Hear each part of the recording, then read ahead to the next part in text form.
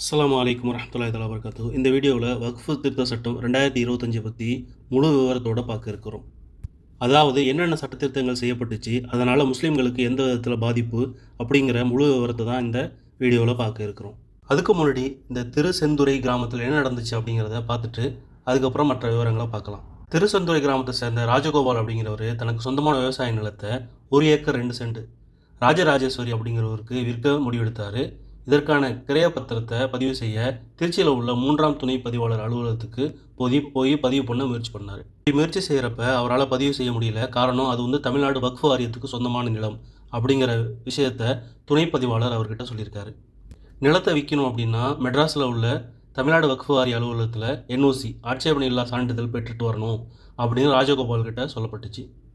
இந்த மொத்த ஊருமே 1957 அரசிதழுடைய ஆய்வின்படி ராணி மங்கம்மாள், பாண்டிய மன்னர்கள் இவங்க எல்லாமே வக்ஃப் வாரியத்துக்கு இனாமாக இந்த ஊரையே மொத்தமாக கொடுத்துட்டாங்க அப்படிங்கிற செப்பு பட்டயத்துடைய ஆதாரம் இருக்குது.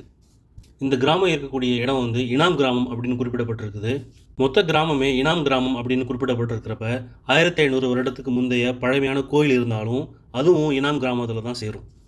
1500 வருட கோயில் எப்படி வக்ஃப் சொத்தாக மாறுச்சு அப்படிங்கிற கேள்விக்கு இதுதான் பதில். இதில் நமக்கு எழக்கூடிய சந்தேகம் என்னென்னா, 1957 அரசிதழின்படி இந்த மொத்த கிராமமும் வக்ஃப் சொத்தாக பயன்படுத்தப்பட்டுச்சு. அதிலிருந்து இன்னைக்கு வரைக்கும் யாருமே அந்த ஊரில் இடங்களை விற்கவோ வாங்கவோ செய்யலையா, அப்போயெல்லாம் அந்த பிரச்சனை வரலையா அப்படிங்கிறது தான். முடிவில் வக்ஃப் வாரியம் அந்தந்த கிராமத்தில் உள்ள மக்கள்கிட்ட நீங்கள் உங்களுடைய நிலங்களை வாங்கவோ விற்கவோ செஞ்சுக்கலாம், பத்திரப்பதிவு செஞ்சுக்கலாம் அப்படின்னு அனுமதித்ததால் இந்த பிரச்சனை தீர்வுக்கு வந்துருச்சு.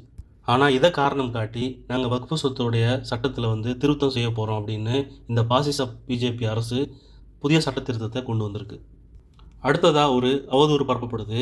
பாகிஸ்தானுடைய மொத்த பரப்பே 8.81 லட்சம் சதுர கிலோமீட்டர் தான்.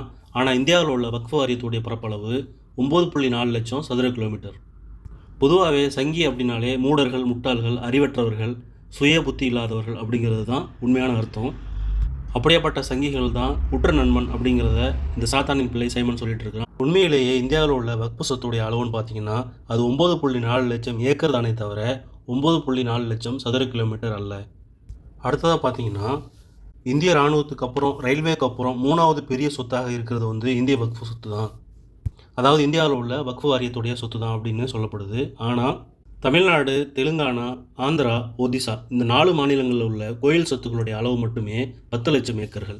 இந்தியாவில் உள்ள எல்லா மாநிலங்களிலும் உள்ள கோயில் நிலங்களை நீங்கள் அளவு எடுத்தீங்க அப்படின்னா அது பல லட்சம் ஏக்கர்களாக வரும்.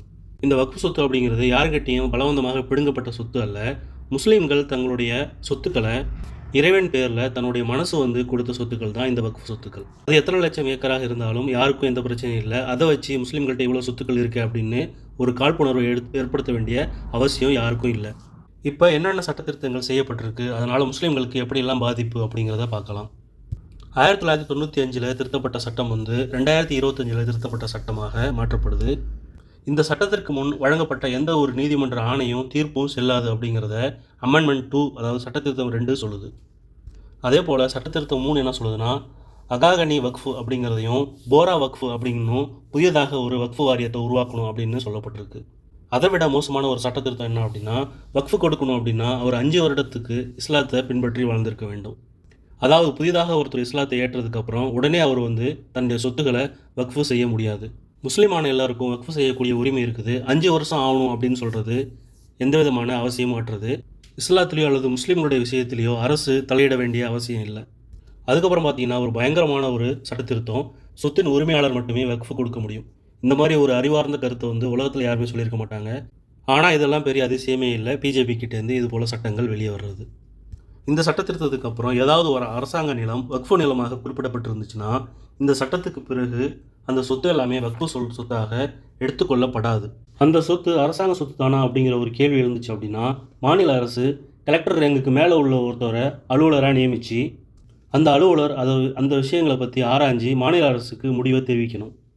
அது வரைக்கும் அந்த இடம் வக்ஃப் சொத்தாக கருதப்படாது. அது ஒருவேளை அரசோடைய நிலமாக இருந்துச்சுன்னா வருவாய்த்துறையுடைய ஆவணத்தில் இது அரசோடைய நிலம் அப்படின்னு மாற்றி அறிவிக்கப்படும். அடுத்ததாக மிக முக்கியமான ஒரு அமெண்ட்மெண்ட் 9 என்ன சொல்கிறாங்கன்னா, சென்ட்ரல் வக்ஃப் கமிட்டியுடைய மெம்பர்கள் யாரெல்லாம் இருக்கலாம், அவங்களுடைய தகுதி என்ன அப்படிங்கிறது தான் இது விளக்கமாக சொல்லுது. குன்றிய அரசோடைய யூனியன் மினிஸ்டர் கிரண் ரிஜிஜு தான் இதுக்கு இன்சார்ஜாக இருப்பார். அதுக்கு கீழே 3 MPs இருப்பாங்க. 2 பேர் லோக்சபா, ஒருத்தர் வந்து ராஜ்யசபா எம்பியா இருப்பாங்க. இவங்க வந்து முஸ்லீம்களாகவும் இருக்கலாம், நான் முஸ்லீம்களாகவும் இருக்கலாம்.